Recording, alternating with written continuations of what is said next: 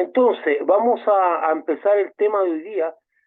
Llegamos con 17 estudios, llegamos al capítulo, se podría decir al capítulo 5 de, de la primera carta de Pedro, con 17 estudios. Entonces, hoy día vamos a ver este texto, primera de Pedro 5, 1 al 4. Aquí vamos a tratar de aprender cosas, porque muchas veces el abuso en la iglesia es tremendo, en las congregaciones es tremendo. Sobre lo que son los miembros de las congregaciones es un abuso que uno no deja de sorprenderle, ¿verdad?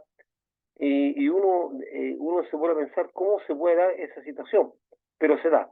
Entonces leamos un poco, primera de Pedro 5, 1 al 4. Dice, ruego a los ancianos que están entre vosotros, yo anciano también con ellos.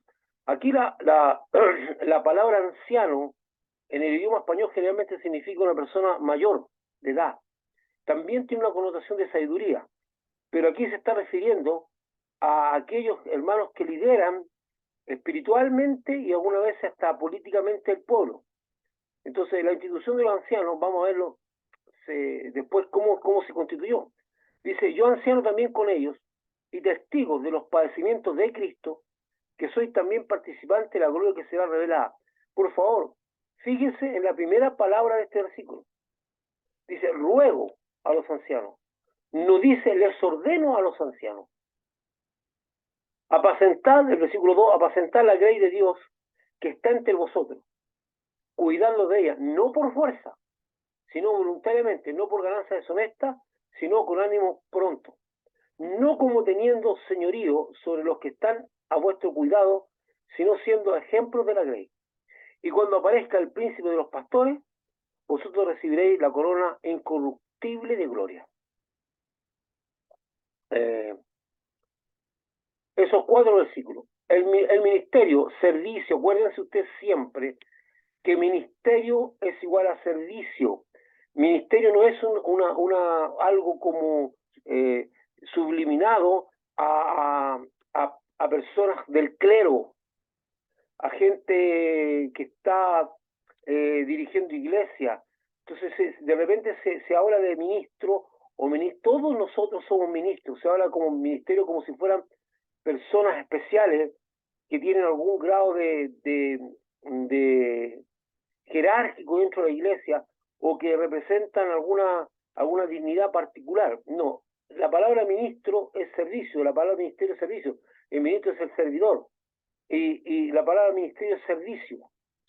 El ministerio pastoral, el servicio pastoral, el cual es uno de los 5 ministerios constituidos por Jesucristo y es el más cercano a los hermanos de la congregación, porque el que está más constantemente. Ahora, escuche esto. Recuérdense que existen dones, las personas tienen dones y ministerios, el Espíritu Santo da dones. Hay una lista bien explícita ahí en Corintios. Y también se habla de ministerio, que también está hablado, que está en Romanos, ¿verdad? O en Efesios, que a uno constituyó apóstoles, profetas, pastores, maestros y evangelistas, ¿verdad? Bueno, eso está ahí establecido por el Señor, dice constituyó. Uno no aspira a esto.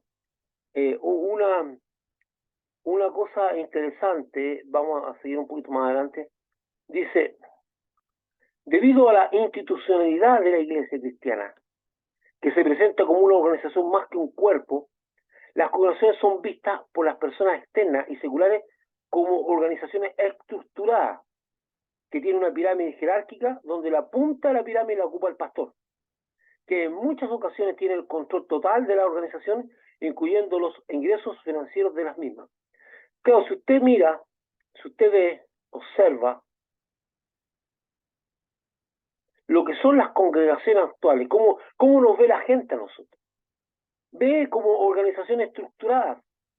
La gran pregunta es si la forma en que funcionan las congregaciones es bíblica o no.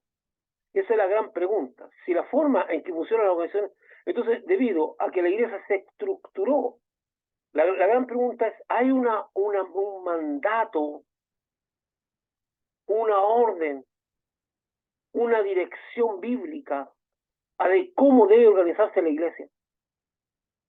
Si la iglesia debía tener estos servicios, cargos, de repente, departamentos de trabajo, todas esas cosas. En la Biblia no hay una sola visión de cómo debía ser el trabajo de la iglesia, de las congregaciones.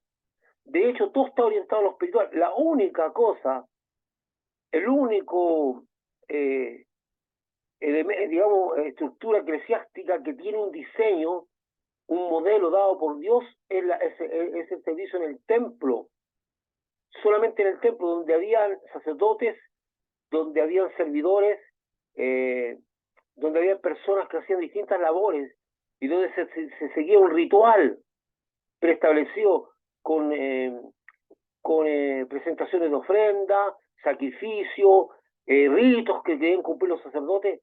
Eso es un diseño, incluso los muebles, las cosas que debían estar en el templo, estaban bien determinadas por Dios. Ni siquiera, ojo, el diseño de los elementos interiores del templo, los elementos de adoración, que si usted se recuerda, primeramente fueron puestos en una carpa, en un santuario.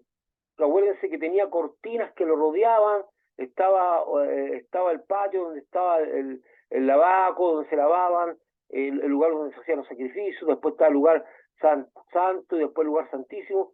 Todo eso era una carpa, y ahí Dios dio instrucciones de cómo debían ser esos elementos que constituían la forma de adoración. Las vestimentas de los sacerdotes, el ritual que debían cumplir los sacerdotes para entrar al lugar, pero Dios nunca dio un diseño ni proyectó un templo. Un templo, a lo más fue, como dice, esta carpa o esta estructura que se llevaba a los hombros de los sacerdotes y de los levitas cuando se trasladaban de lugar a lugar, pero no hay instrucción alguna, ni instrucción alguna de construir un templo. El templo que se construyó por David, o sea, que se proyectó por David y se construyó por Salomón, fue un templo netamente diseñado a la visión personal que tenían ellos, ¿verdad? De hacer una copia de la estructura que tenía este lugar de adoración que se había establecido en el desierto, con un lugar, en un patio donde se ejercían los lavados de los pies y manos de los sacerdotes, donde se quemaban las ofrendas, ¿verdad? O como una parrilla grande. Después estaba el lugar donde estaba el lugar santísimo, donde había un elemento, pero santo y después el lugar santísimo. En esa misma forma se estructuró el templo, pero no hubo, recuerdes eso, no hubo orden. Y en el Nuevo Testamento, cuando Jesús constituye o establece la iglesia, su iglesia, dice, las puertas del infierno no prevalecerán sobre ella, no da orden alguna, ni indicación alguna de construir templos. Eso tenemos que tenerlo claro. Los templos son una construcción funcional que responden a necesidades particulares de un momento. Ahora, los hermanos de la primitiva iglesia se juntaban en el templo de Jerusalén, se reunían ahí y en las casas, pero los que no eran de Jerusalén se juntaban en las casas, se juntaban en los patios, se juntaban en alguna parte para compartir la palabra de Dios y bajo un diseño bien particular. Entonces, la gente de afuera ve las congregaciones, partiendo por la Iglesia Católica, que es una iglesia extremadamente estructurada y jerarquizada, que se dice ser la heredera del cristianismo, pero es una institución política, una institución que está destinada a tener una preeminencia en la sociedad, no solamente con un control espiritual, sino que también con una visión de determinar los gobiernos. Eso ya ha disminuido mucho, esa influencia en esa área ha disminuido mucho, pero en otras épocas determinada hasta los reyes que se establecían ponían y sacaba reyes y cosas por el estilo. Entonces la gente no nos ve como una institución espiritual. Puede ser, o sea, la gente asocia a la iglesia o a las congregaciones donde la persona podría a lo mejor alcanzar un conocimiento de Dios, pero ven la iglesia estructurada, ven con una persona que está al frente de la iglesia, que generalmente es el pastor, estoy hablando de la iglesia evangélica, ve gente que son ancianos, que mandan, diáconos o personas, y ve un edificio que tiene oficina y que tiene una forma de, ya sea según el porte de la iglesia, de ordenarse o administrarse. Eso, o sea, la iglesia pasó de ser un cuerpo a una institución y se presenta como una organización más que un cuerpo. Las organizaciones son vistas por las personas externas y seculares como organizaciones estructuradas que tienen una pirámide jerárquica donde la punta de la pirámide la ocupa el pastor, o sea, el que está arriba. O alguien más, a una de esas iglesias que no tiene pastor y tiene un encargado, bueno, el encargado, que en muchas ocasiones tiene el control total de la organización, incluyendo ingresos financieros de la misma. Es un control total.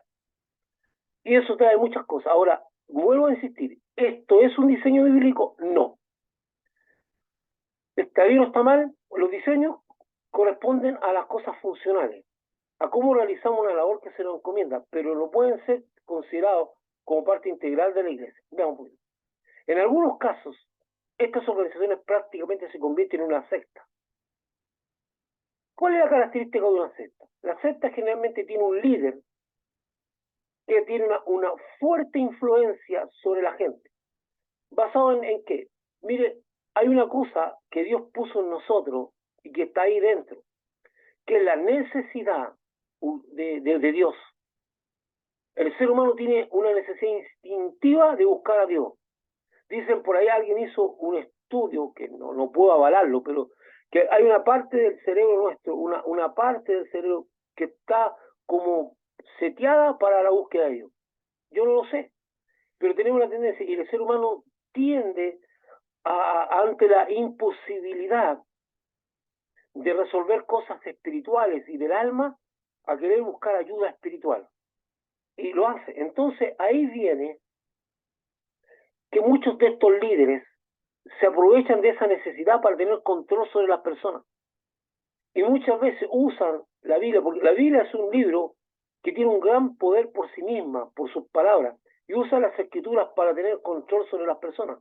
Entonces, cuando un líder empieza a determinar todas las áreas de la vida de la persona y se convierte como en un dictador eclesiástico, y no solamente eso, sino que un dictador de cómo debe vivir la gente, entonces entramos en cosas extremadamente peligrosas. Y por eso es, en algunos casos, estas organizaciones, que ya sea una iglesia chica, grande, todo, se convierte en una secta, o sea, un lugar donde hay un líder que determina todo lo que deben hacer y para ellos es palabra de Dios. Donde el líder, bajo el título de pastor, decide sobre casi todos los aspectos de la vida de las personas. La estructura de las congregaciones es totalmente funcional y extra bíblica. O sea, las estructuras de las congregaciones no son bíblicas, son extra bíblicas. Pueden ser malas, no necesariamente, pero son estructurales, funcionales, que es para que la organización funcione. Como por ejemplo, vamos a crear un comité, dicen ellos, de misiones para ver cómo logramos enviar gente a predicar la palabra de Dios. Eso es funcional. ¿Está en la Biblia? No. Si usted se fija cómo funcionó eso, el apóstol Pablo no necesitó de un comité de misiones para ir a predicar a distintos lugares. Pero muchas veces se responde a una necesidad funcional, como fue claramente que la institución o los diáconos nacieron en respuesta a una necesidad que tuvo la iglesia primitiva. Recuérdense que la iglesia primitiva hubo hambre y hubo necesidad, y pasaron por un momento bien claro, y los hermanos de la iglesia distribuían las digamos, las ayudas en comida, y puede ser un dinero también, no lo sé, con las viudas que eran atendidas y con las personas que están necesitadas.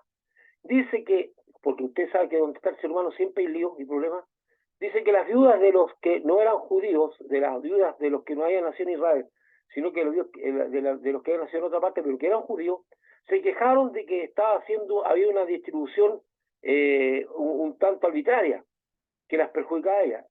Frente a eso, los apóstoles dijeron, yo nosotros no podemos estar en eso, porque nosotros estamos dedicados a aplicar la palabra de Dios, estamos dedicados a poner fundamentos en la iglesia, a poner las bases, a enseñar lo que fue Cristo, a esparcir el evangelio. No nos da para estar ahí viendo cuestiones domésticas. Entonces, frente a esa necesidad, se eligen diáconos.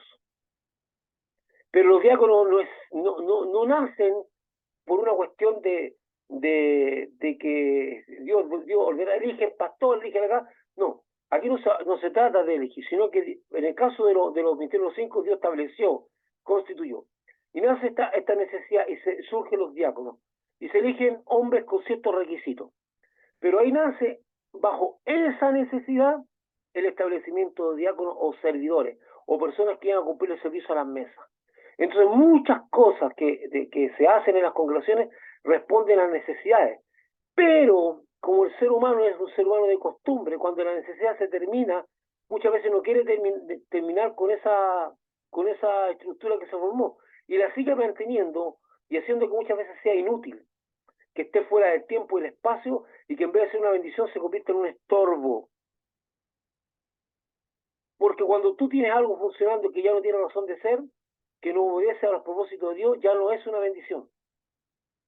Pero ese sentir tan profundo que tiene el ser humano de la tradición, convertimos todo en tradición, pero ¿cómo se va a terminar con esto? Y lo otro es la desobediencia permanente que tenemos nosotros. Mira, cuando Dios te dice a ti algo, eso, pon harta atención en lo que tú vas a decir. Cuando Dios te dice algo a ti, vas a hacer esto y esto, o te va a llegar a un punto, mire, yo te voy a dar esto, o te quiero bendecir con esto. Cuando se termina la orden que Dios te dio, aunque esté yendo bien la cosa, aunque bueno, podemos seguir porque no está yendo bien, no, tú llegas hasta donde Dios te dijo, no sobrepasas más allá. Aunque todo salga bien, cuando muchas veces las iglesias son bendecidas, o Dios da un plan, y cuando eso se cumple, digo, ya sigamos, pues si todo está saliendo y no. Esa es la tendencia a sobrepasar a Dios, porque como nos está yendo, nos hacemos hasta donde Dios nos dijo y volvemos a consultar a Dios si seguimos o no seguimos. Entonces el ser humano lleva implícito lo que es la tradición, pararse en la seguridad. Nos gusta lo que es seguro y cuando algo está funcionando lo queremos perpetuar sin preguntarle a Dios. Entonces la estructura de las congregaciones es totalmente funcional y extra bíblica, no antibíblica, extra, está fuera de la Biblia. No existe la Biblia de mandato ni dirección de cómo debe organizarse una congregación. Usted va a buscar por todos lados el Nuevo Testamento y no va a encontrar nada que diga cómo debe organizarse una congregación. Ni siquiera nombra las congregaciones. Habla de las casas. De ahí podemos sacar muchas conclusiones porque hay gente que puede estar en desacuerdo conmigo y decir, oye Samuel, pero la iglesia permitía se abrían las casas y eso eran congregaciones. Correcto. Era una forma funcional también de congregarse, como lo eran las catatumbas donde se juntaban los cristianos en Roma, o como eran las grandes planicies donde Jesús predicó y después también se juntó la iglesia. Son cuestiones funcionales, donde Dios lleva a la gente, pero no son cuestiones de mandato divino. No existe un mandato divino, dice, yo mando a ustedes que se junten en tal lugar. No hay un mandato de ese tipo, no existe. Para que ustedes lo tengan bien claro, pues, porque de repente como que se pierde eso y la gente empieza a perder la visión, como que lo que estamos haciendo es bíblico. No existe un mandato a construir ni templos, no existe un mandato a estructurarnos. Sí existe mandato claro y específico a la gran comisión.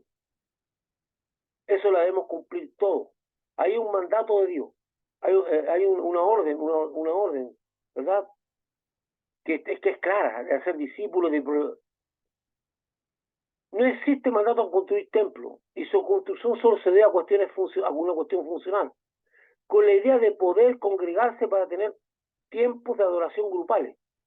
Entonces hay un momento en que la gente dice, bueno, ¿cómo? Y ya la iglesia mayormente establecida, recuerden ustedes que los primeros templos fueron católicos, o sea, estructuras enormes donde se gastó y se invirtió mucho dinero, porque el ser humano siente temor, siente como que,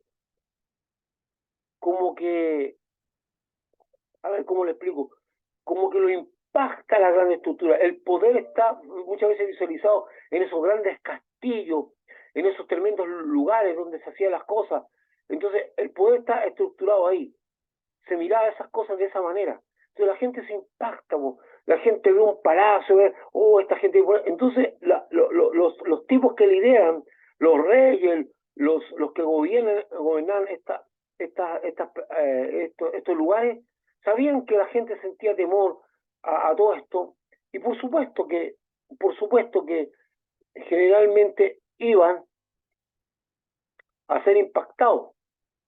Entonces, como digo, no existe un mandato a construir templos, y su construcción solo se da una cuestión funcional, con la idea de poder congregarse para tener tiempo de adoración grupal. Alguien dijo, bueno, ¿por qué no nos construimos un lugarcito o nos juntamos una casa? Y le dieron forma, y después le dieron forma estructurada, como es la que usted está viendo en pantalla, donde usted mira ese lugar y sabe que no es una casa, porque tiene una punta, porque tiene una cruz, porque tiene una forma, y se le dio una forma de templo.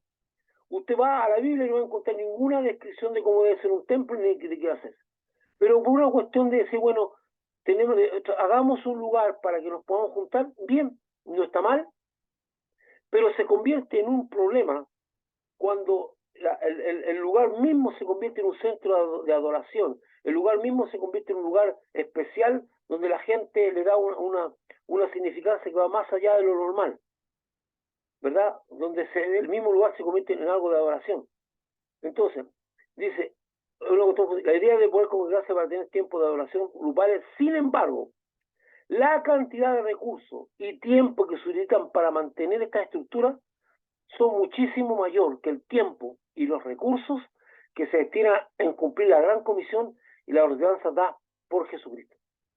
Muchas veces estas estructuras absorben grandes cantidades de dinero para mantenerla y para construirla.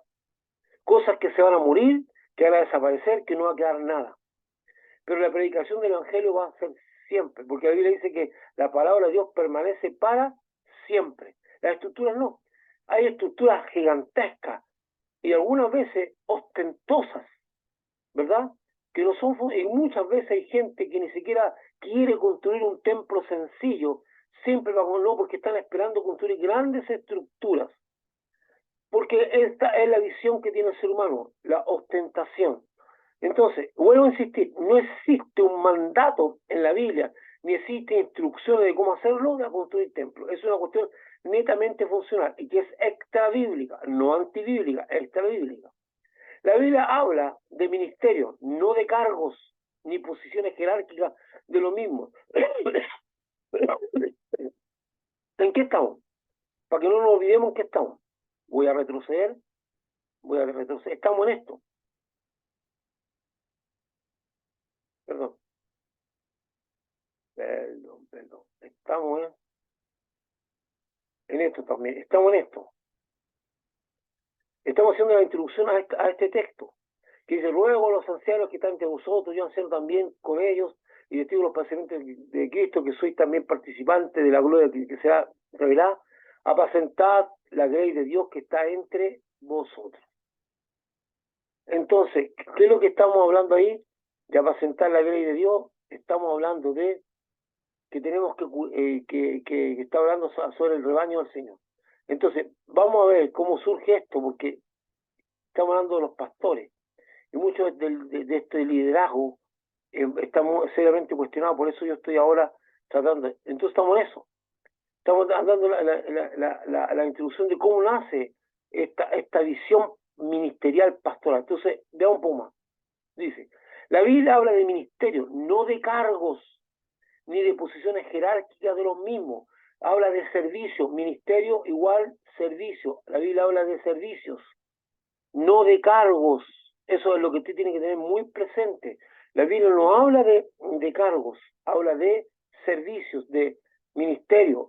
Lo que introdujeron la idea de cargo son personas que tienen que ver con la estructura hasta que se levantaron, cómo se organizó. Así que yo no les puedo decir excelentemente, pero un momento, por favor. Estoy con un problemita aquí. Ya. Eh, estas cosas que son bien especiales, que es cargo, y se empezaron a inventar, y esto es re interesante. Quiero que usted me ponga atención a lo que voy a decir para que usted pueda ver la diferencia. Los ministerios son establecidos por Jesucristo. Jesucristo le da un ministerio y el Espíritu Santo da los dones para el ejercicio del ministerio. Ministerio es servicio. Entonces, cada persona ha sido asignada por Dios con habilidades naturales, que son los talentos, y habilidades espirituales, que son los dones. Con ambas y con todo lo que usted tiene, sirve al Señor. Es Dios el que le establece a usted en qué debe servir. Y la responsabilidad nuestra es saber, a través del servicio, es ir dándonos cuenta dónde Dios nos quiere. Entonces, la iglesia, para el funcionamiento, escuche esto, la iglesia muchas veces para el funcionamiento propio de la organización, no del cuerpo de Cristo, establece cargos, encargada de esto, encargada de esto, otro, muchas veces destinada a la obra propia de mantención del templo y no a aquello que nos ordenó Jesucristo. Entonces establecen cargos, no y los cargos muchas veces se ofrecen, y los cargos muchas veces se piden y se pregunta si usted puede hacer esto, ¿qué? O muchas veces se votan, es algo increíble. Vamos a votar para ver quién se hace cargo de esto, y hay personas que se postulan. Eso es totalmente contrario a Dios y a la Biblia. Los ministerios son asignados por Jesucristo, los servicios son asignados por Jesucristo. En la iglesia del Señor Jesucristo no existe cargo, en la organización estructurada sí. Por eso la iglesia degeneró de un cuerpo a una institución, muchas veces jerarquizada, donde se ve a los pastores diáconos como personas superiores y que son las que mandan. Los ministerios son dones de Jesucristo para servir a su cuerpo, son dones para servir al cuerpo. Los ministerios no son grados jerárquicos, ni son asignaciones. En la iglesia de Jesucristo no existen los cargos, existen los servicios, los ministerios. Los servicios son diversos, pero no jerárquicos, ni que algunos sean superiores a otros. No existen servicios superiores a otros. Si una persona bendice a otra, no sé, haciéndole las compras porque esa persona está incapacitada, o incluso atendiéndole en su aseo personal, o barriendo, o sirviendo una taza de café, lo que usted quiera, limpiando baños, cualquier cosa que sirva para bendecir al prójimo, no, el ser pastor no es superior. Yo creo que es necesario que todo pastor más de alguna vez, o diácono, o cualquier persona que esté, debe por lo menos más de algún tiempo haber limpiado baños, haber barrido, haber hecho todas esas cosas, porque eso no lo entiende. Pero no olvide usted que los ministerios están enfocados en función del propósito de Dios, no de cosas que se terminan. Los templos van a desaparecer todo, pero las personas van a seguir. Entonces, el propósito de Dios, se lo voy a recordar, dice que el propósito para el cual estamos aquí en la tierra es para aprender a adorar y amar a Dios.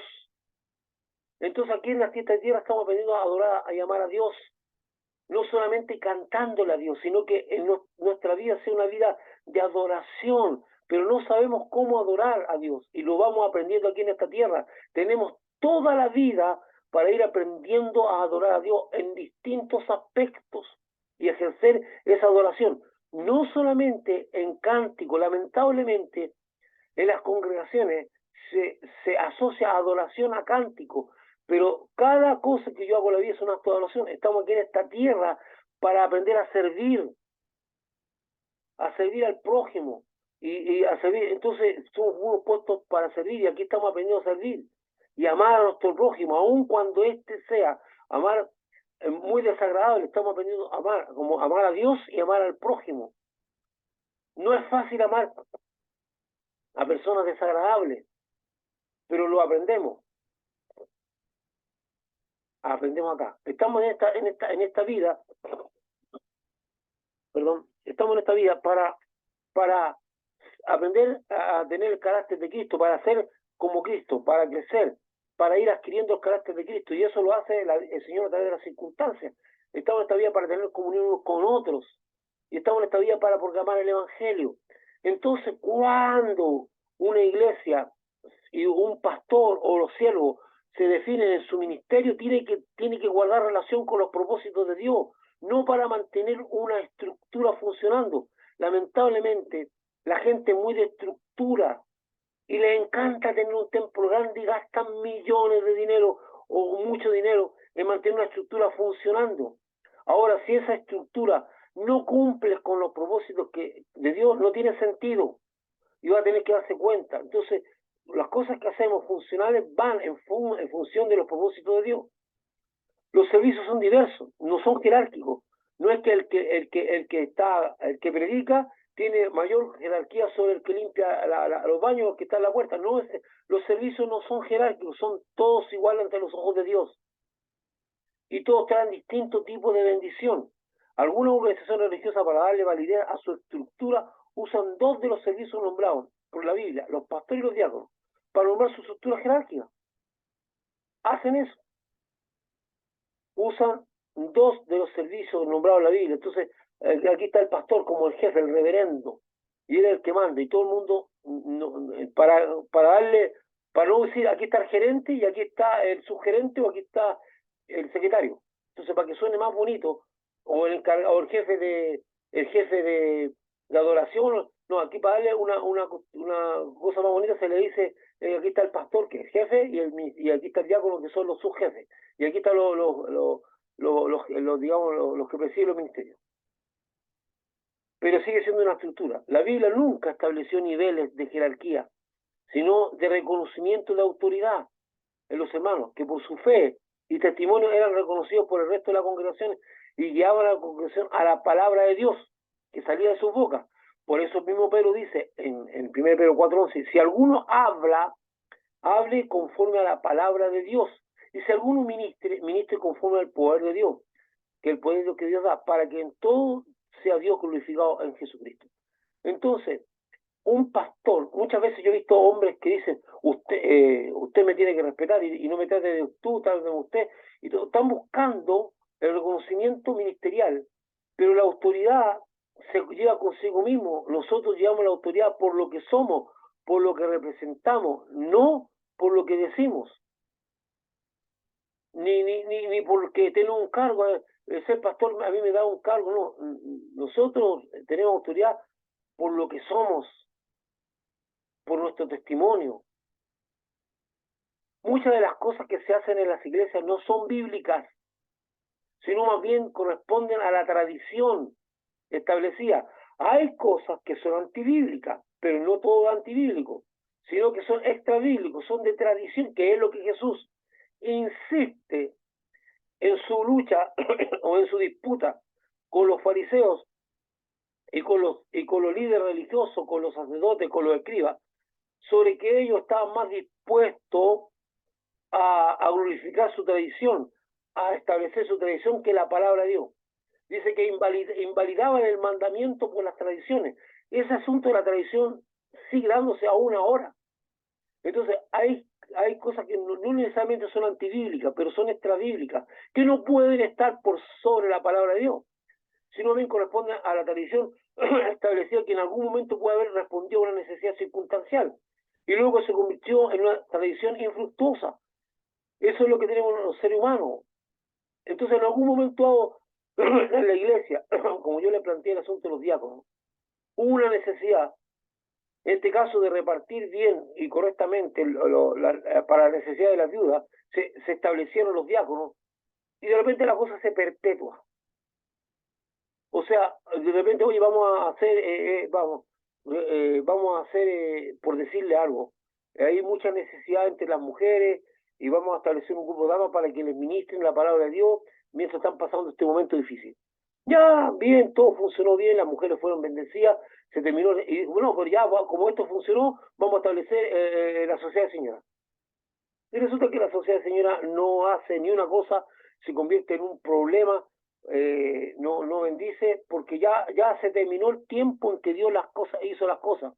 Entonces, ¿cuál es el principio básico de funcionamiento que debe tener toda persona, ya en su vida personal, como en la iglesia? Es cada vez que uno hace algo, preguntarle a Dios cuál es el próximo paso.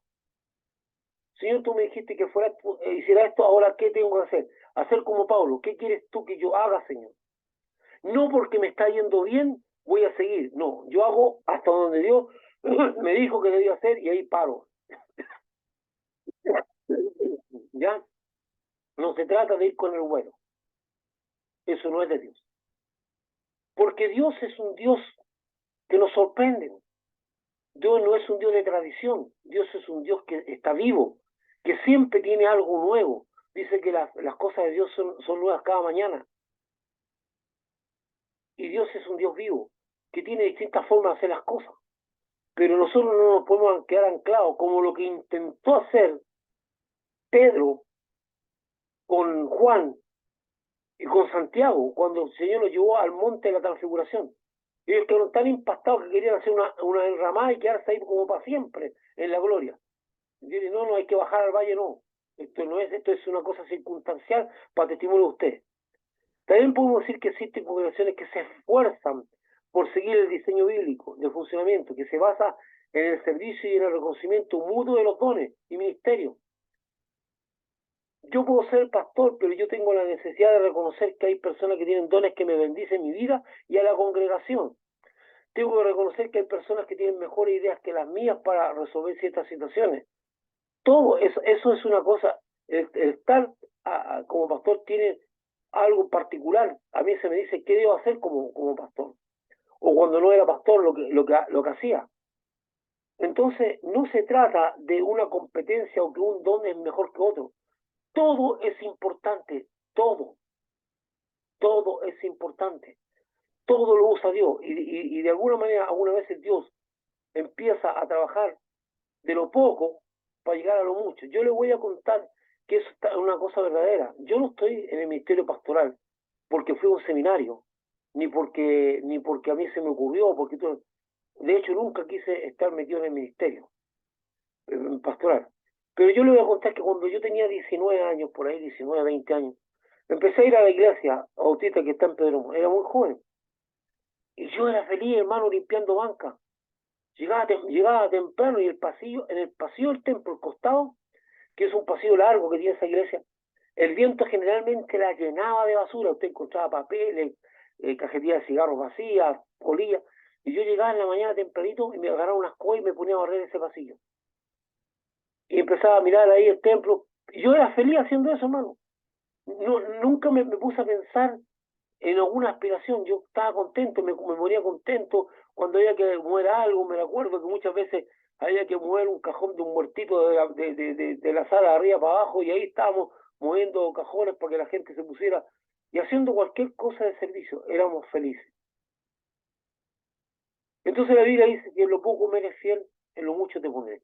Y Dios me fue estableciendo en distintos lugares de servicio, un poco con un poquito más de responsabilidad. Sin querer, muchas veces también reemplacé al pastor Oscar Doma porque él lo quiso en el discipulado de él, hacía a los nuevos creyentes. Me pidió a mí hacerlo, no tengo idea por qué. Pero me dijo, usted, Samuel, quiero que usted me reemplace, cuando él no pudo hacerlo. Entonces Dios empezó Dios te va, a medida tú eres responsable, o Dios te va preparando, porque te va poniendo. Entonces esto es una cuestión de, no existen lugares mejores que otros. Dios va trabajando con la vida del creyente en el servicio. Entonces, hay un reconocimiento mutuo de los dones. Yo me puedo sentir bendecido por una persona que hace algo por mí. En los siguientes textos del apóstol Pedro trata de cómo se debe ejercer el ministerio pastoral. Veamos esto, dice, luego, por favor ponga atención, porque se pone al apóstol Pedro, como el apóstol que es el jefe de todos los apóstoles. Por lo tanto, él debería ser el que manda. Pero mire lo que dice aquí, luego, lo dice, les ordeno, ruego a los ancianos que están entre vosotros, yo anciano también, con ellos y testigo de los padecimientos de Cristo, que soy también participante de la gloria que será revelada. Una cosa es la humildad, una cosa es saber.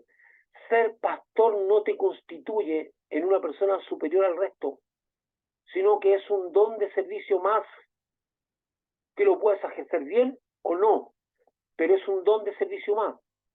Se ejerce con humildad y tiene su entorno establecido por la Biblia.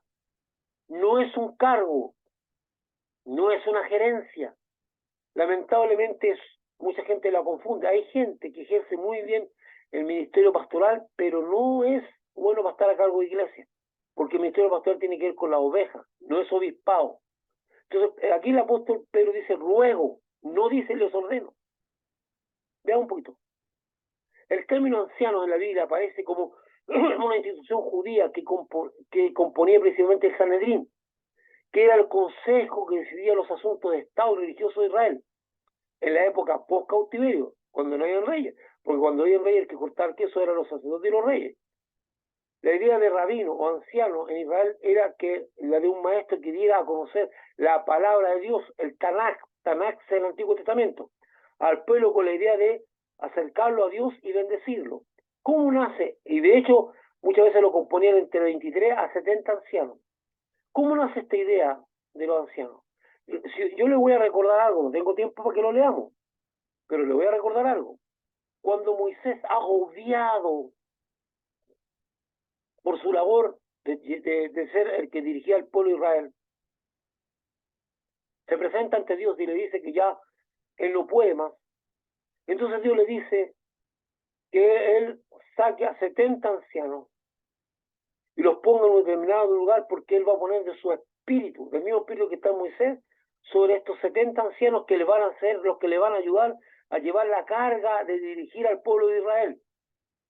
Bueno, ahí la Biblia dice que vino el Espíritu Santo y fue derramado sobre estos 70 ancianos. Realmente fueron 68, porque habían dos que no estaban en el lugar, pero que también recibieron el Espíritu Santo, y fue impactante. Entonces la idea y de ahí nace una idea de los ancianos que iban a ser los que iban a bendecir a Israel. Y de ahí, después del cautiverio y del retorno de los judíos a Israel, se empiezan a organizar estos concilios, el Sanedrín y todo eso, con ancianos. La institución de los ancianos era una institución que tenía un propósito. ¿Cuál es el propósito de esa institución? La idea era que dieran a conocer al pueblo la palabra de Dios y lo guiaran en esta palabra de Dios. Pero, como todo ser humano, se pervierte, estas cosas terminaron siendo pervertidas y se transformaron en privilegios políticos, se transformaron en privilegios. Esta gente tenía un modo de vida más bendecido que todo, y dice, dice el apóstol, bueno, dice Jesucristo que esta gente a sola, con pretexto de adorar, despojaban hasta la viuda de lo que tenían, con el pretexto de largas oraciones. O sea, y Jesús lo trata de hipócrita, ¿verdad?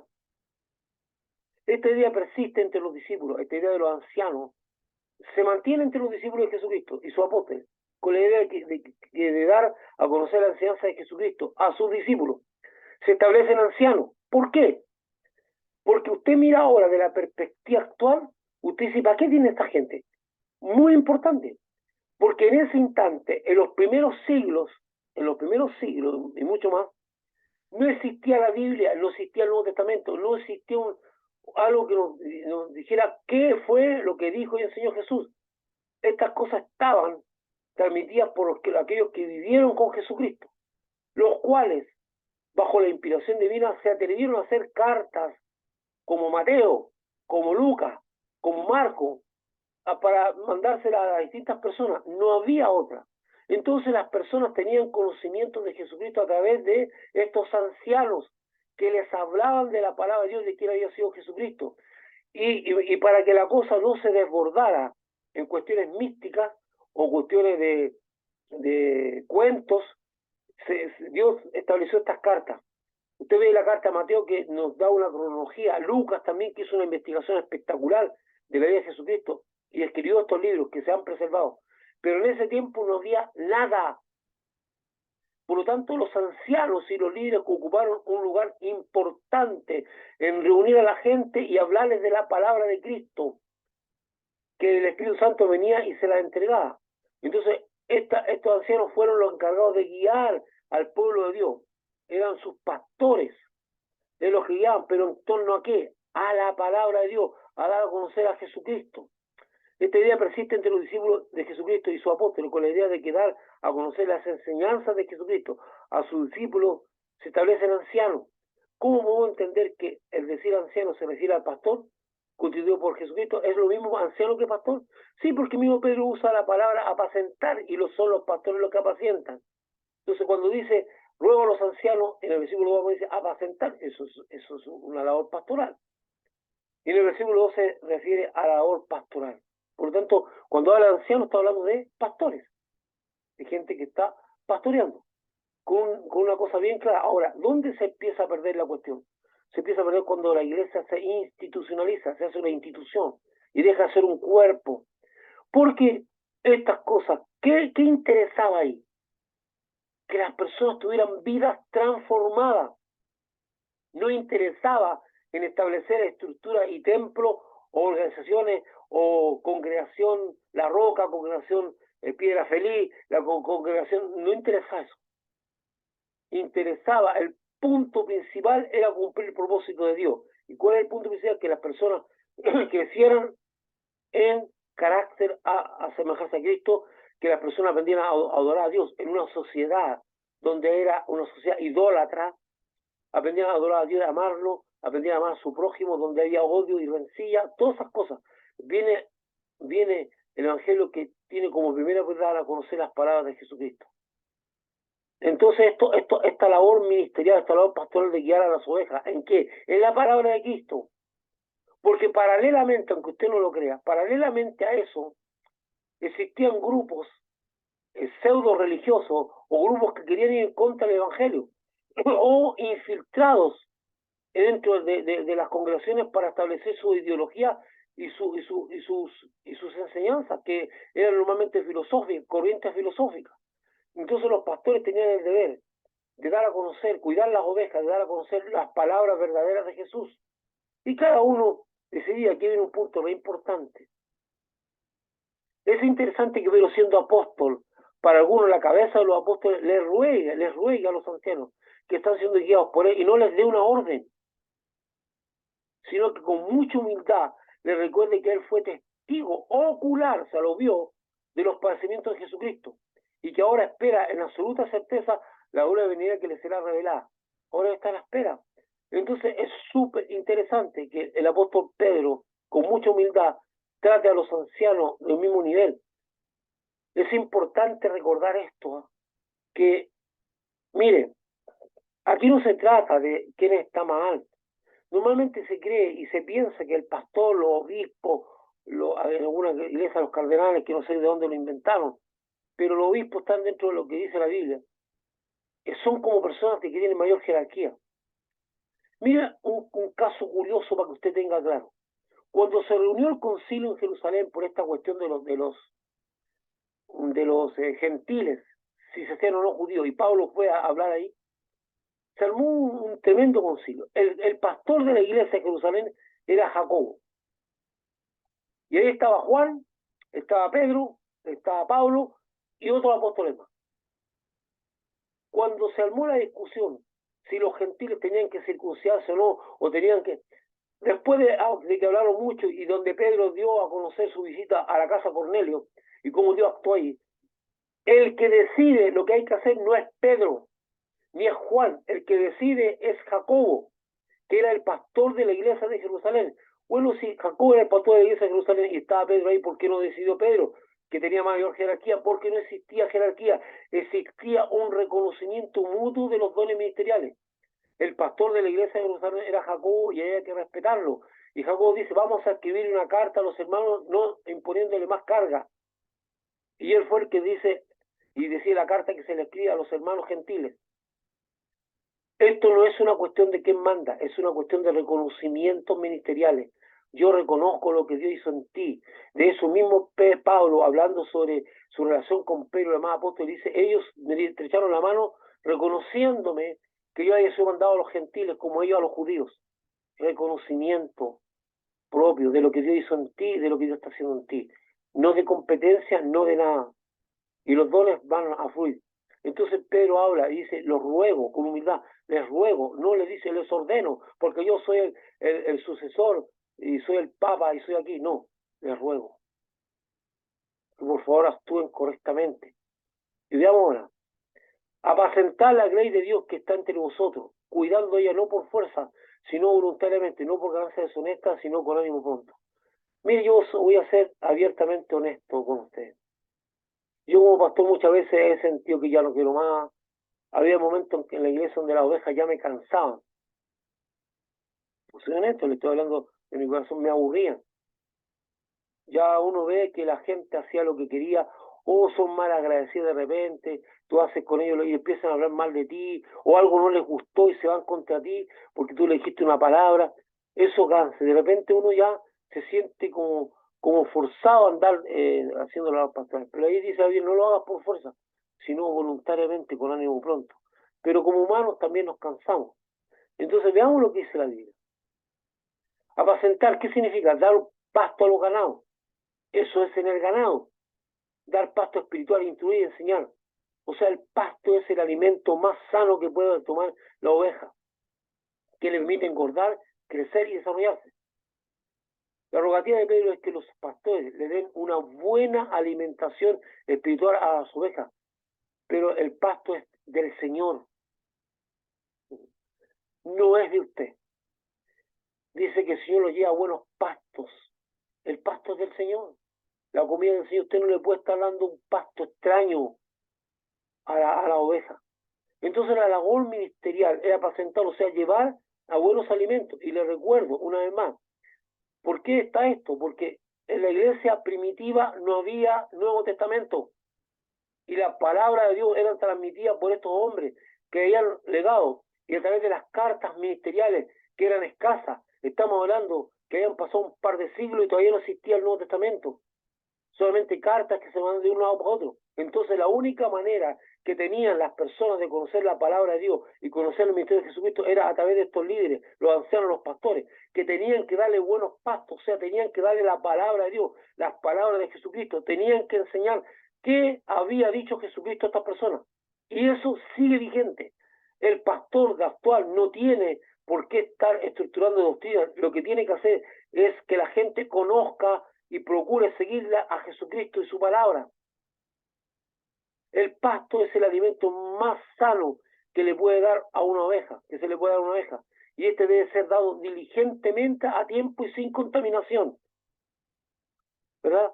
Eso. Ahora, la oveja tiene también la posibilidad de ir a comer a la Biblia directamente, gracias Señor, para conocer la palabra de Dios. Pero la labor ministerial de ese tiempo era sumamente importante, como lo es ahora. El pasto, el pastor lo reconoce la oveja. Es impresionante ver que en algunas congregaciones existen pastores autoestablecidos o establecidos por otro hombre, los cuales no significan nada para los discípulos porque no logran ver y confiar en esta persona como su pastor. Más aún cuando esta persona puesta como pastor tiene un testimonio contrario a las enseñanzas de Jesucristo. Usted no le puede imponer un pastor a una persona. Yo he llegado a congregaciones a predicar porque me han invitado, donde me presentan al pastor y yo me doy cuenta que el que realmente pastorea la iglesia no es el hombre que me han presentado como pastor, sino un hombre que está sentado en la silla. ¿Y por qué llego a esa conclusión? Porque todo el mundo me habla de él, porque todo el mundo va y pide citas con él para su casa, él le pide consejo, pero al pastor que está al frente de la iglesia nadie lo pesca, perdón la expresión tan vulgar, nadie lo toma en cuenta. ¿Por qué? Porque Jesucristo es el que establece el ministerio pastoral, Jesucristo es el que constituye pastor. Y las ovejas saben y reconocen al que es su pastor y al que no lo es también. Por eso es increíble lo que se ha desvirtuado el ministerio pastoral a través de establecer hombres que algunas veces por sus estudios, porque lo mandan a seminarios y lo mandan aquí sin tener ningún llamamiento, o más bien dicho, sin tener ninguna constitución de Dios, llega a las congregaciones a hacer un desastre. Porque no han sido puestos por Dios, no han sido establecidos por Dios. Entonces las ovejas saben quién es su pastor. El problema es que muchos de esos pastores no quieren reconocer que fueron establecidos por Dios. Dios abra tu corazón. Yo muchos años traté de huir de la constitución del ministerio pastoral. Muchos años. Pero yo sabía en mi corazón que Dios me había llevado para allá, aunque no me gustara. Yo era feliz con mi carrera de ingeniero y todo eso. Tanto llegó este sufrimiento que le pedí a Dios que me diera una señal si Él realmente me quería en el ministerio. Una señal. Le dije, Señor, yo necesito que tú me digas claramente porque yo no tomo ni asumo esto, no es lo que a mí me gusta ni lo que yo quiero. El servicio, yo feliz, que viendo banca, limpiando cosas, ayudando a los hermanos, transportando gente para los eventos, todo eso, y yo feliz. Pero para ejercer ministerio, y de repente, sin darme cuenta, empieza a llegar gente a mi casa a pedirme consejos, ya sea jóvenes o gente que quiere hablar conmigo. Yo nunca lo busqué, sino, hermano, yo necesito hablar con usted, y uno empieza a darse cuenta que se está abriendo una puerta a esa área, sin que uno la busque. Y de repente pasan otras cosas también.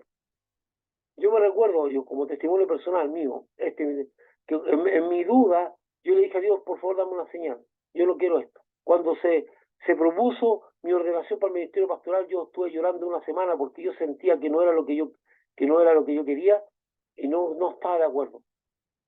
Yo sentía que era una trampa para callarme porque yo era una persona un tanto rebelde y era contradictoria a la estructura establecida y bueno, dice cuando predicaba me iba contra lo que estaba establecido, consideraba que no era bíblico. Entonces dije, para hacerme callar me van a poner ahí como pastor para dejarme quieto. Y yo subía. Entonces me acuerdo que oré al Señor.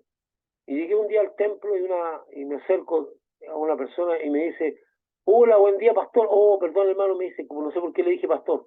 Y subo al segundo piso y pasa lo mismo. Una persona me dijo, hola, ¿cómo está, pastor?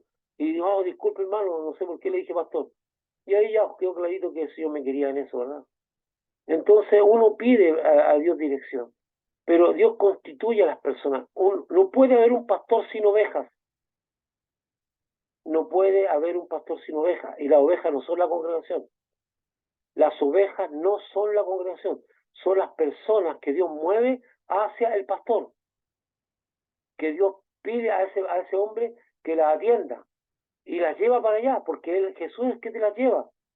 Pero muchas veces hay gente que quiere imponerse con su palabra. No, los pastores son establecidos por Jesucristo, con el propósito de ser bendición, ¿verdad? Entonces, y muchas de estas personas muchas veces tienen un testimonio contrario a Jesucristo, porque lo que les interesa, el cargo y muchas veces el beneficio económico que pueden obtener del cargo. Gracias a Dios, durante muchos años yo fui un pastor eh, bivocacional. Yo vivía de lo que me entregaba mi trabajo, mi sueldo, ¿verdad? Hasta que tomé la decisión de dedicarme a tiempo completo porque no podía estar en ambos lados. De hecho, yo tenía un problema grave, hermano. Yo no sé cómo la gente se enteraba de dónde yo trabajaba en Entel, como ingeniero en Entel, la gente se enteraba que yo trabajaba en Entel e iban a la oficina de Entel a buscar al pastor Samuel para que las atendiera.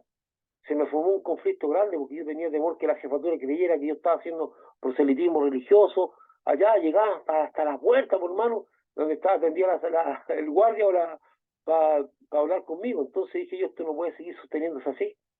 No puedo seguir en estas dos áreas porque si no esto va a reventar en algún momento dado y el mismo testimonio mío se va a deteriorar. Entonces hay que tomar decisiones y ahí creí que era el momento de dedicarme al ministerio a tiempo completo por esa situación. De hecho, hermano, casi encubiertamente tuve que atender un par de personas en Entel, pero no era el propósito, ¿verdad? Porque a mí no me pagaban para eso, me pagaban para que fuera ingeniero.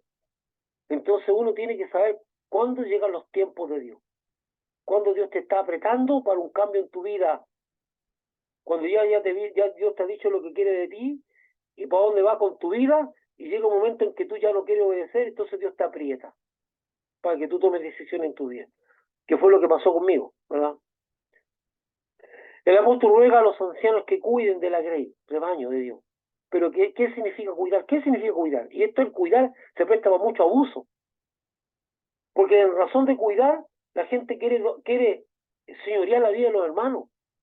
Hay pastores que se señorean de los hermanos. El cuidar la grey de Dios no significa establecer un señorío personal sobre las ovejas, por sobre el señorío de Jesucristo.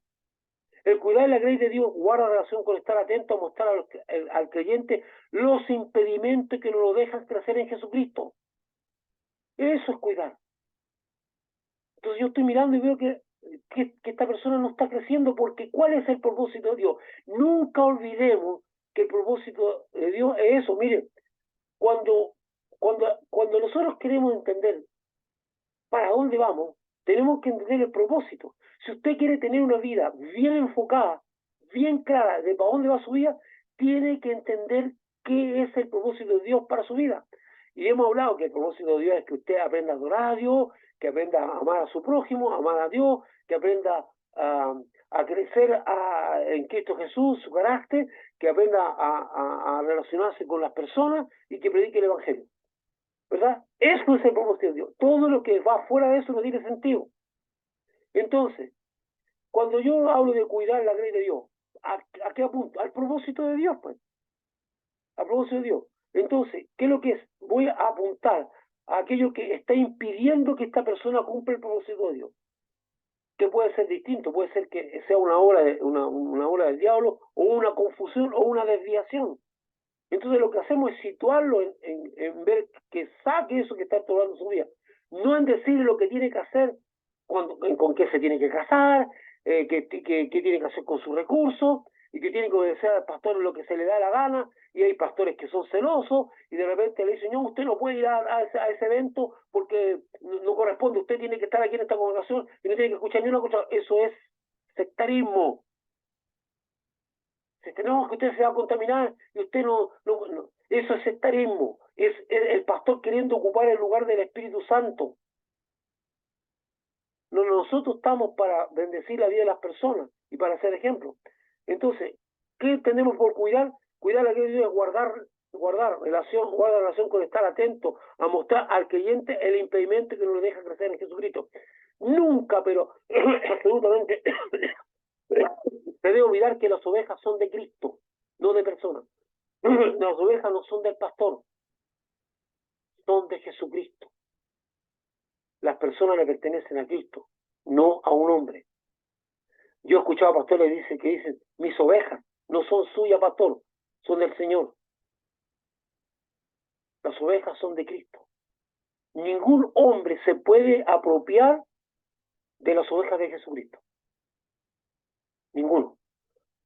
Nosotros somos bendecidos en participar, en que Dios nos dé la oportunidad de ser partícipe de estar ahí con las ovejas de Cristo. No debemos olvidar nunca que el principal cuidador que tiene el creyente es el Espíritu Santo, que la Biblia dice especialmente que lo guiará a toda verdad. Por lo tanto, el verdadero cuidado que da un pastor a su vez es incentivar y velar en oración para que el creyente no deje nunca de vivir en una relación viva y permanente con el Espíritu Santo. Porque aquel que lo va a guiar a toda verdad es un pastor, puede convencer la mente, puede obligar a usted que no haga, no, es que esto es doctrina falsa y todo, pero el que convence el Espíritu es el Espíritu Santo. Y dice que el Espíritu Santo va a guiar a todo creyente a toda verdad. Es el Espíritu Santo el que cuida la integridad espiritual de un creyente. El problema que tiene el creyente es que se aparta del Espíritu y queda expuesto a cualquier doctrina falsa. Mientras la relación con el Espíritu Santo es firme. Entonces, el cuidado que tenemos que tener los pastores es que la relación entre el creyente y el Espíritu Santo se mantenga viva, porque Él va a guiar a toda verdad. No, que yo estoy guardando la sana doctrina. El que tiene que guardar la sana doctrina es el Espíritu Santo, no usted. Y muchas veces, por opiniones personales, le roban bendición a la grey. Ah, porque yo no creo en los dones del Espíritu, o porque yo sí creo, o porque yo no creo en esto. Entonces enseñan doctrina particular. El que tiene que revelar la palabra de Dios es Dios, es el Espíritu Santo. Entonces la Biblia dice que el que realmente cuida a la oveja es el Espíritu Santo, y nosotros lo que hacemos es que estamos atentos a buscar que se quiten los obstáculos que impiden el crecimiento. Estar ahí cuando la persona está decaída, tratar de hacerle ver que Dios está con él y que las cosas no han cambiado. Cuando la persona deja de ver, tratar de levantarlo un poquito para arriba para que vea. No que nosotros veamos por él, nosotros no estamos para ver por usted. De repente viene una montaña, nosotros tratamos de elevarlo por sobre la montaña para que usted vea lo que tiene Dios más allá. No decir lo que Dios quiere de usted. Hay algunos que se creen en el Espíritu Santo y procuran que sea su doctrina la que consuman las abejas, con la excusa de librarlo de la doctrina diabólica, pero tampoco les interesa que el creyente se desarrolle una relación viva con el Espíritu Santo, porque así pueden mantener un control sobre ellos. Mientras más ignorantes sean las personas de la iglesia, mientras más consuman de su propia doctrina, más control tienen sobre ella. Eso es sectario. Nosotros debemos incentivar a la gente para que busque la escritura, la revelación de Dios. Como dice la Biblia, que raíz de todos los males es el amor al dinero, algunos se desvían de su servicio pastoral a obtener ganancias monetarias a través de la vulnerabilidad de las ovejas necesitadas espiritualmente y que están dispuestas a todo, incluso a entregar sus bienes y dinero por encontrar al Padre reconciliación con Jesucristo. Hay lugares donde se habla del dinero, que la ofrenda, que el diezmo, y la gente de afuera del mundo ve todo eso, que se convierte en una maquinaria de querer ganar dinero. Hay hombres inescrupulosos que su fin, que está al frente de las conversiones, obtener grandes ganancias. De hecho, a punto que tiene una vida tremenda. Todos prosperan, o sea, él prospera, pero no la congregación. Y usan teologías bíblicas supuestamente distorsionadas para poder obtener ganancias. Porque el dinero es algo que está, usted lo puede ver ahora, pues hermano. Usted puede ver los grandes problemas que tiene este país de corrupción, tiene que ver con el dinero, porque el dinero es, como dice David, raíz de todos los males. Mientras unos están pasando la bien, otros están viviendo la mal. Entonces, hay hombres que están en la iglesia que lo único que interesa es el dinero. Inventan cosas y de repente estrujan a las ovejas hasta que no pueden. Hay congregaciones que hasta 3, 4 ofrendas, hasta que ya la oveja no puede dar más, porque todo tiene función de dinero. Mira, hermano, escucha esto. Cuando hay una visión clara, Dios da la provisión. Si en tu visión o en lo que dice que Dios te dio, no aparecen recursos, no es visión de Dios. Porque Dios mueve los recursos para cumplir la visión. Eso hay un testimonio enorme. Por ejemplo, Cita, sin tener nada, llegó a muchos lugares porque Dios movió la provisión para ella, sin tener que hacer grandes campañas ni estar empujando a nadie. Cuando hay una visión también está la provisión. Y si no, es una cosa que tú te imaginaste. No, que vamos a hacer un colegio, porque vamos a hacer una institución parcial, vamos a hacer esto y esto otro, y la provisión no aparece. Y se empieza a estrujar a la oveja, porque hay que estrujarla. Al final se constituye una cuestión totalmente humana, carente de sentido, de la cual debemos dar cuenta. Porque se están gastando recursos y esfuerzos en no cumplir el propósito de Dios, sino establecer estructuras humanas. Entonces, donde hay visión también habrá provisión. Si la provisión no aparece, es una ilusión. La entrega de los diezmos y ofrendas y primicia a Dios y que están destinadas a satisfacer y bendecir la vida de los que sirven a Dios, la convierten en un obstáculo para decir que mientras más entrego, más recibo de Dios. Un espectáculo, ellos convierten el diezmo, la ofrenda y todo eso en un espectáculo. Mientras usted más da, más a recibir, y convierten en una cuestión así como que usted estuviera en un lugar donde se están vendiendo acciones. Invierta aquí porque va a obtener. Aquí no se trata de invertir. Cuando yo siembro en el reino, siembro por amor al reino, no por obtener una retribución. Porque usted debe tener claro que nada de dinero, nada de bienes, nada de las cosas que este mundo valora como tesoro, las va a poder llevar después de la muerte. Eso lo debe tener claro. Usted, a no ser que tenga un pensamiento egipcio, faraónico, donde enterraran al faraón con todos sus bienes y con todas sus cuestiones, pero la Biblia dice que nada, que desnudo salí del vientre de mi madre y desnudo volveré ahí. No hay nada que usted se pueda llevar acá. Entonces, el hecho de obtener y sembrar y apelar a la ambición que tienen las personas, porque dice, mire, si usted siembra aquí 1 millón de pesos, Dios le va a dar 10 millones de pesos. Y la gente no da ni siembra con la intención de bendecir al reino, sino para obtener una retribución. Y eso no es así. Cuando nosotros entregamos para el reino es porque queremos que el reino crezca. Si yo entrego para que una persona vaya a predicar el evangelio, yo no estoy esperando que porque le apoyé esa obra, yo me retribuya. La Biblia sí tiene una promesa clara que no podemos negar. Dice, traer los diezmos a la folía y ya alimento en mi casa. y yo abriré las ventanas de los cielos y derramaré bendiciones hasta que sobreabunde. Eso es una promesa establecida por la Biblia.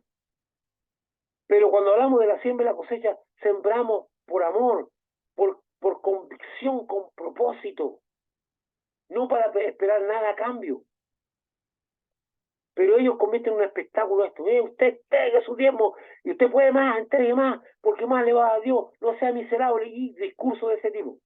Esta situación de ganancia deshonesta ha llegado a ser, muy visible para las personas no creyentes, que han llegado a blasfemar el nombre del Señor por causa de estos engañadores. Usted sabe que cuando aparecen estos engañadores y todos estos abusos, la televisión hace un espectáculo de esto. Bueno, en la realidad, en la contabilidad de los dineros y recursos que ingresan a la congregación, jamás debe estar involucrado el pastor. Jamás debe el pastor estar contando dinero, ni nada de eso. El pastor no tiene que verse involucrado con los dineros, pero sí con la administración y uso que se usen de acuerdo al mandato bíblico. O sea, el pastor tiene que dar dirección de cómo deben ser canalizados en los propósitos de Dios los dineros, pero no meterse en la contabilidad ni tocar dinero. Jamás debe hacer eso, porque eso se presta para muchas cosas. El hombre tiene que estar ajeno a todas esas cosas y de alguna manera que sean personas que decían del cuerpo de Cristo cómo van a bendecir su vida a través de un sueldo o un día. Mire, la contabilidad de los recursos de la congregación jamás debe estar involucrada una sola persona, nunca.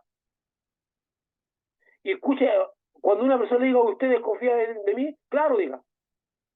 Ay, pastor, usted me ofende, porque no, nunca debe haber una persona involucrada en los recursos de la congregación, sino varias para la mutua supervisión, siguiendo el principio bíblico de transparencia de Esdras. Usted lea Esdras 32 al 34 y va a ver cuál es el principio bíblico de transparencia.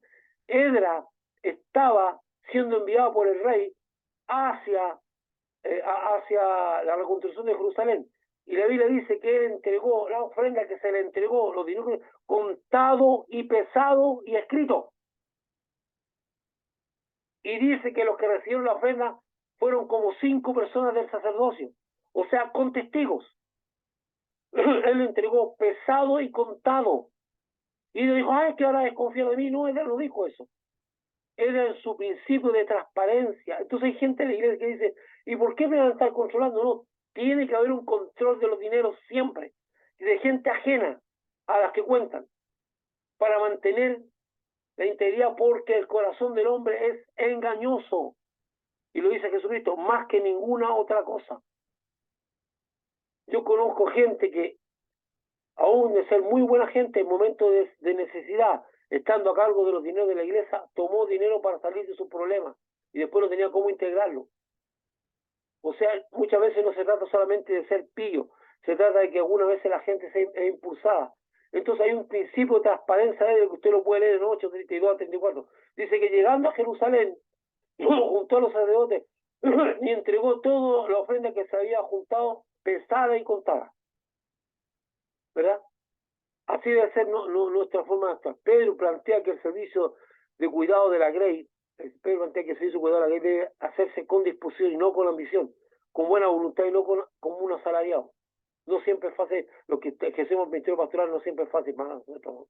Algunas veces no estamos tan agradados en el servicio, por todas las cosas que tenemos, porque el pastor algunas veces se transforma, así como es muy criticado porque a lo mejor lo está haciendo, también se transforma en el foco de mucha incomprensión. Su familia, todo lo que rodea, porque los hermanos creen que uno tenga una familia perfecta. Y algunas veces abusan de nuestros hijos con su forma de ser, los pelan porque aparentemente no son niños naturales, parece que tienen que ser como angelitos volando en el cielo. Y no, son niños normales o son personas normales. Entonces, muchas veces en esto se paga un costo muy grande. Y muchas veces, voy a ser honesto con usted, quise no seguir en esto. Ya no me agradaba tanto. Pero dice que, como dice el apóstol, dice, hay un fuego en mí que me impedía, como dice el profeta. Dije, no hablaré más en tu nombre, pero hay un fuego en mí que me impedía.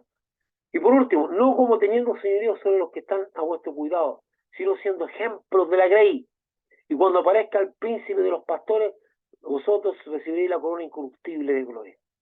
Ningún pastor debe ejercer un señorío sobre la iglesia del Señor, buscando obediencia y consideración más Aún ningún pastor debe seguir, guiar a las ovejas del Señor como si estuviera al frente de una empresa en calidad de jefe o gerente.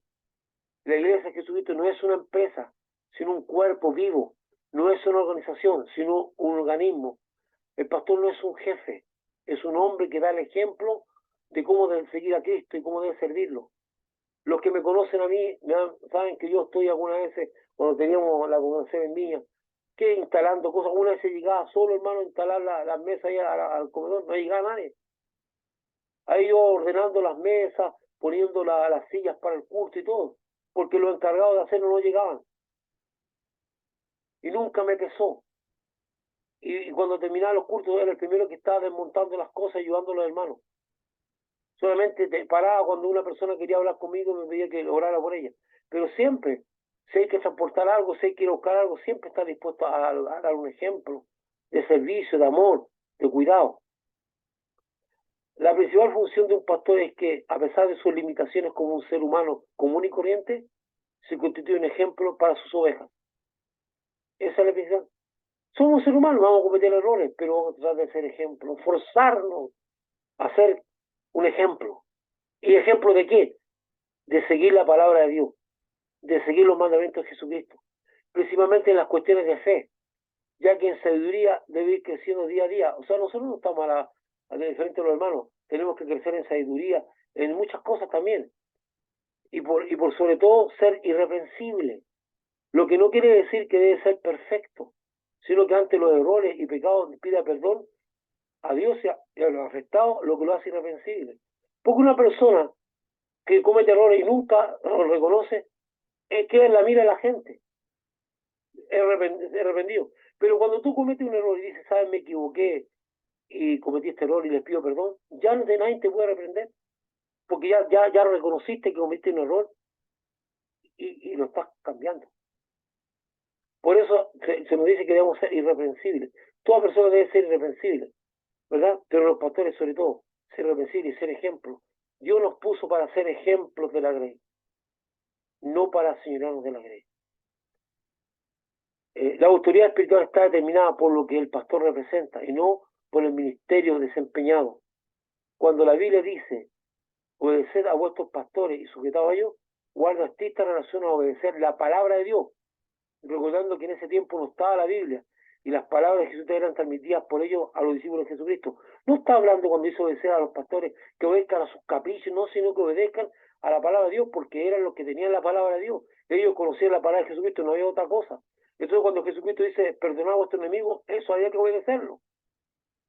Cuando la Biblia decía, cuando la Biblia decía que debíamos orar sin cesar, eso había que obedecerlo. Porque era lo que enseñaba Jesucristo. Cuando Jesucristo habla de la bienaventuranza, que son palabras que hay que obedecer. Entonces cuando la Biblia dice obedecer a vuestros pastores, no a sus caprichos ni a lo que ellos quieren, sino a la palabra de Dios que está en su boca. No a lo que a los sus personas. Hay pastores en algunas congregaciones que deciden hasta con qué se debe casar los hermanos. Eso no es bíblico. El único que puede poner objeción a casamiento son los padres, no los pastores. Los pastores no tienen nada que ver con eso. Entonces se erigen como son verdaderas sectas, se erigen como los representantes espirituales de Dios. Dios no tiene representantes espirituales. El único representante espiritual de Dios es el Espíritu Santo. No hay otro.